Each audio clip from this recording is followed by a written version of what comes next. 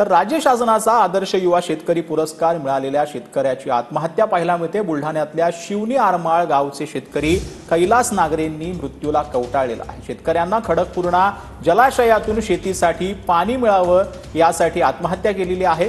डिसेंबर 2024 मध्ये अन्नत्याग आंदोलनही केलं होतं। आता 4 पानांची सुसाईड नोट लिहून विषप्राशन करून ही आत्महत्या करण्यात आली। जिल्ह्यामध्ये आज होळीचा सण आहे, पण शेतकऱ्याला आत्महत्या करावी लागली। खास करून तो शेतकरी आहे ज्याला युवा पुरस्कार सरकारचा भेटलेला आहे। नाही, तर दुर्दैव आहे ना, कारण एकीकडे पुरस्कार मिळतो आणि त्या शेतकऱ्याला आत्महत्या करावी वाटते, याचा अर्थ आपण कुठेतरी कमी पडतो, सरकार कुठं कमी पडतं आणि समाजसुद्धा कुठेतरी कमी पडतो। याच्यावर आपण नुसत्या रोज आपण शंडपणे या सगळ्या बघतोच ना, आत्महत्या होत आहेत, शेतकरी तरुण तडफदार पोरं आपली आत्महत्या करतात, आपण बघतच बसतोय।